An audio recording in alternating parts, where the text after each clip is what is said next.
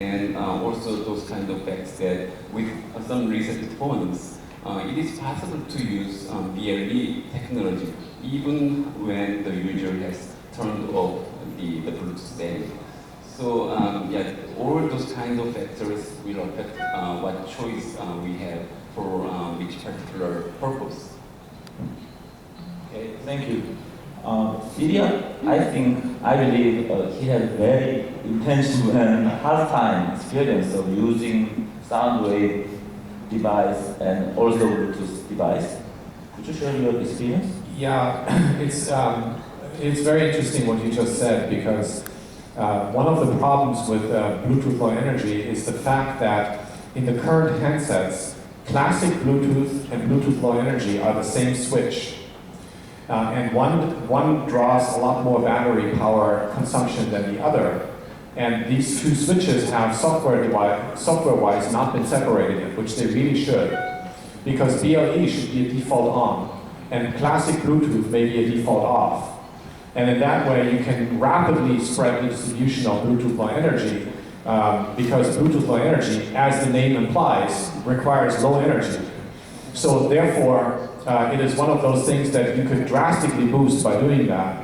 In terms of from a larger, higher perspective, you've got NFC, you've got BLE, you've got sound waves, you've got fruitball, whatever is going to come, right?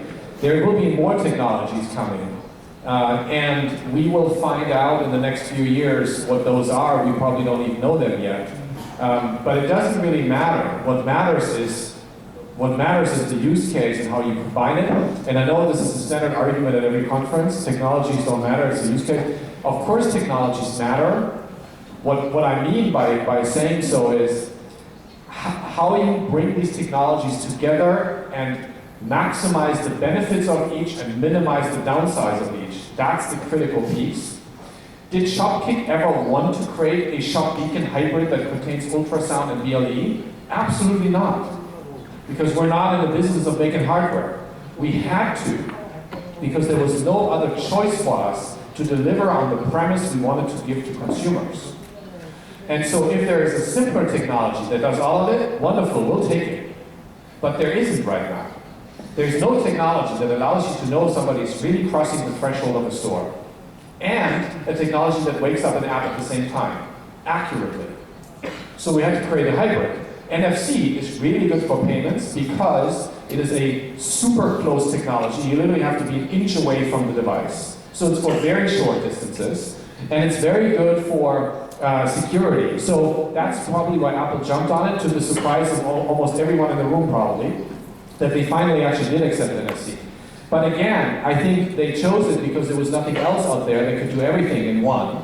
Although they like BLE at Apple, as proven by iBeacon, they still had to go with NFC. So we're all waiting basically for the thing that can combine all of it. Until then, we'll have to do exactly the same as we did on the carrier side. There's CDMA, there's LTE, there's GSM. All of this needed to be brought into one device and combined into one handset. And we will have to do the same with the location technologies. We call it a Shopkick, the location burger. Because it's like a sandwich of multiple pieces.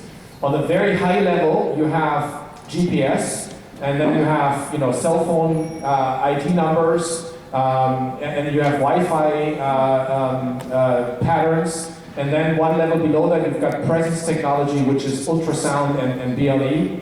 One level below that you've got NFC and touch. In other words, it goes from vicinity to presence to touch. And all three layers of that software, of that location burger need to be covered. Okay, Ryan, could you add something? Okay.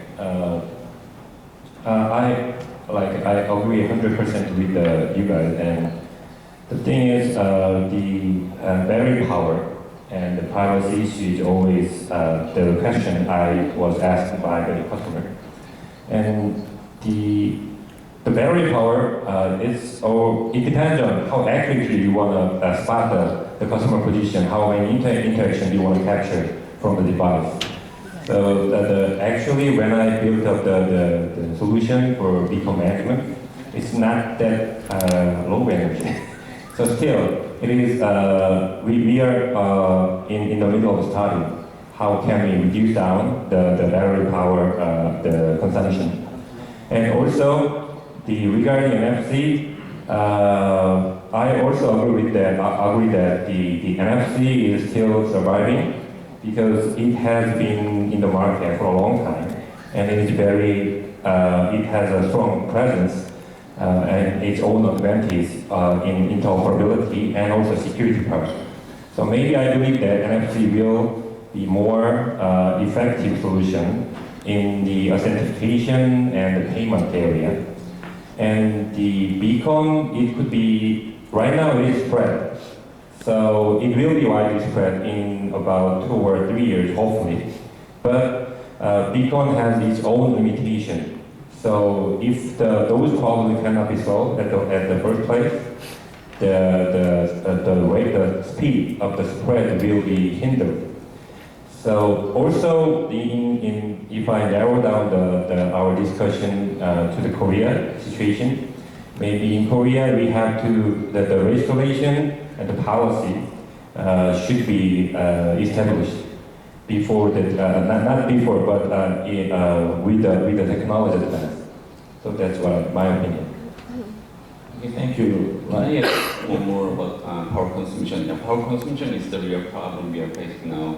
And it is interesting that we don't have to choose among those different technologies, but we can use multiple of them to help the other more power-consuming technology to save power. For example, Bluetooth can be turned on and off by app, not by users, and we can turn it on inside some geofenced area that relies on, for example, cell tower which does not consume much power.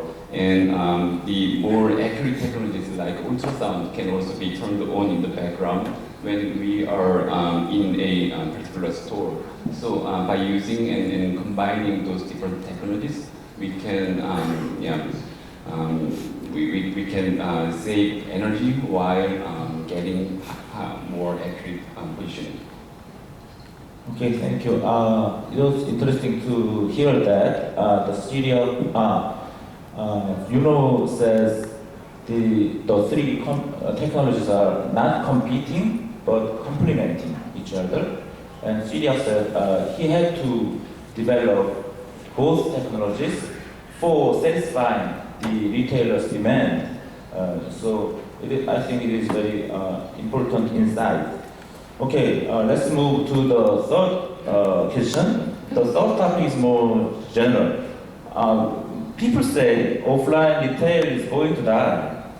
Will auto services can save the offline retail from drowning?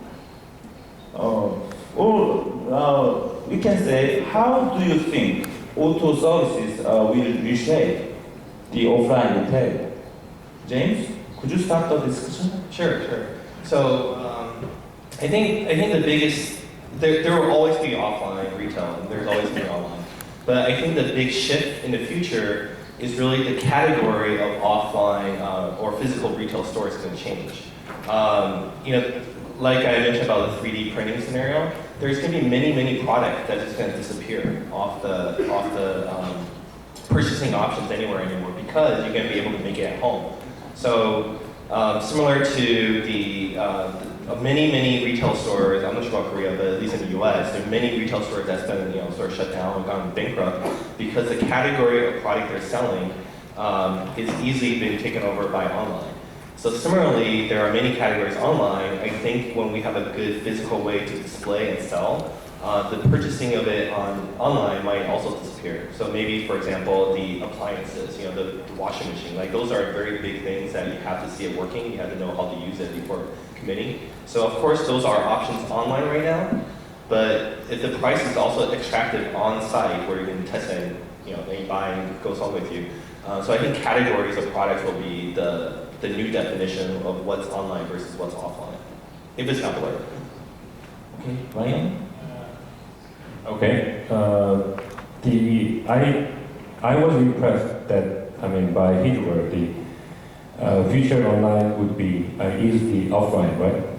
So 100% agree with that. So, Actually, the funny thing is, more than half of the showroomers are like they would like to go to the store and buy something in the store. And if the vice versa is also working, so maybe 60 or 70% of web could become a showroomer. So it is not decided which one is the more dominant, but still, my opinion is the auto technology should be utilized where the offline retailer has strength.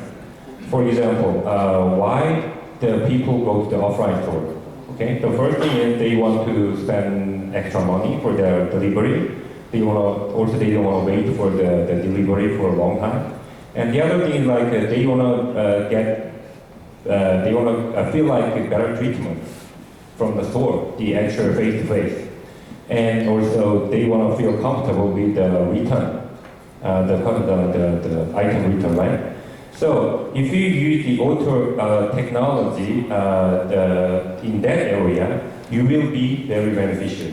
So which means, as I told before, let your data flow from online to the offline, and even finally in the hands of your sales associate. Then make your customer feel comfortable with the return, showing them displaying them where you can return your goods with the hassle-free, and also you can also still provide them more valuable information like real-time review on the item in your store in front of the item. So in that way, it may help them to decide purchase in the store, not the online. Thank you. Every panel discussion is very boring, so some people are sleeping. Well, let me ask some interesting question to Syria. Syria, you sold your company to Escape Planning, so I think you have a lot of money. So, so now you can play a role as an investor. So will you invest some offline retailers?